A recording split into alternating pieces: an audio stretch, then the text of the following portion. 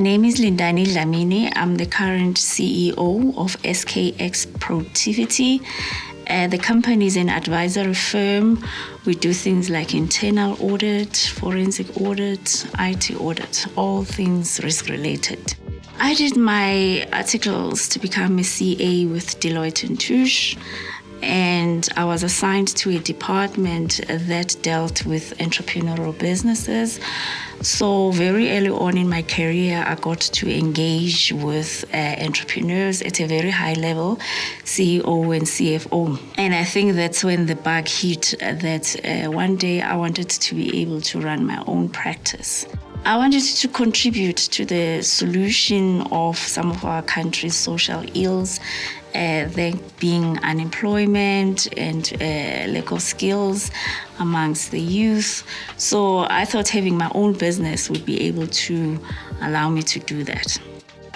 There are two types of overheads. There's something we call a fixed overhead. This is something that is obviously critical for your business.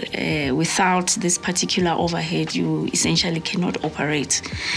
Now, if I were to explain this to a teenager, this would be like your school fees, for instance. If your parents do not pay your school fees, you cannot get an education in some schools here in the country. So that's your fixed overhead. The second kind of overhead is a variable overhead. This is something that is a nice to have. You can live without it, but it's nice to have it. So when you've got money, you can spend on it. From a teenage perspective, this is like pocket money to go to the movies. It's a nice to have. It's not necessary for a youngling to go to the movies. And in business, you try by all means to cover your fixed overheads. Because if you don't cover your fixed overheads, just like if your parents do not pay your school fees, you won't get an education. So you're not going to be able to deliver on the objectives of the business. The nice to haves, they make your business attractive. Similarly, when you go out, younglings, if you take girls out to the movies, you become more attractive, but it's not a deal breaker. The biggest challenge that entrepreneurs face in managing expenses, first is not identifying what are the critical expenses.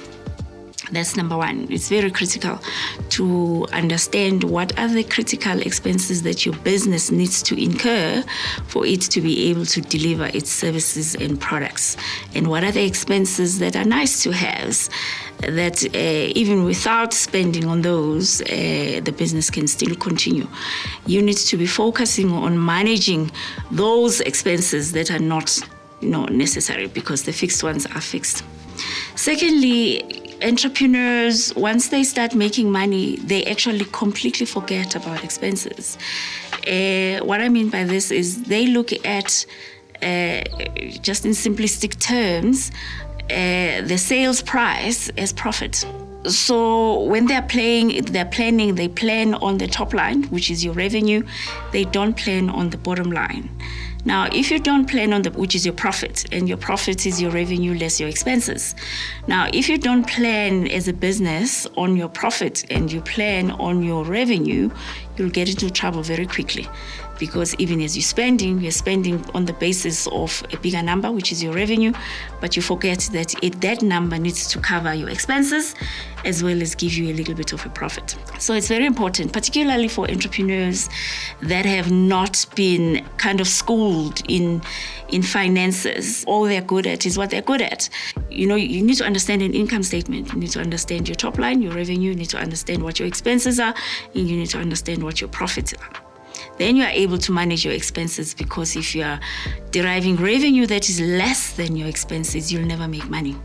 So it's very important to understand the expenses in your business. Cash flow is king. You cannot run a business on profit, on paper profits. You are only able to run a business on cash that the business generates. So it's very, very, very important that you get that cash in as soon as possible.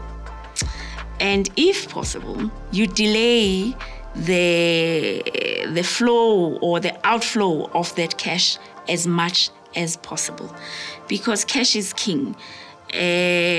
And some of the things that a lot of entrepreneurs fail to do is when they get on projects, they don't discuss the issue of payment. They don't discuss the issue of, say, for instance, you get a project that's going to run for 3 months. They don't discuss upfront that as we're delivering this project, there needs to be progress billings and there needs to be progress cash inflow that's coming in. So they'll run with a project and then they find that towards the end of the project, they're running out of cash flow, which makes it very difficult for them to conclude the project. So my advice to entrepreneurs is cash is king. You need to get it in as quickly as possible, and you need to delay the outflow of cash as much as possible. You know, the reason people become entrepreneurs is because they're passionate about something, very, very passionate about something. I'll make an example about one of my nephews. He's into music and he's been gallivanting all over the country. And I asked him, so young man, this music, is it making you money? He says, I think so. I'm like, well, you cannot think so if you're an entrepreneur. You need to know whether the business you're in is making you money or not. And the only way you'll know whether your business is making you money or not is to get close to the numbers. They're very uncomfortable and sometimes they're very scary, but if you are in business and the intention is for your business to be successful, you need to get very close to the numbers. You need to, at least the basics, you need to understand that your revenue must always be bigger than your cost. Once your cost exceeds your revenue, you're not making money. You're actually just wasting your time. And you need to understand what we've already spoken about, that the profit, which is your revenue less your expenses, is your profit, that until it is converted to cash and it's in the bank, it's non-existent. And those things you're not going to understand if you're uncomfortable with the numbers and if you are leaving it all to the accountant. So I would encourage all entrepreneurs to be at least familiar with something called an income statement and a balance sheet.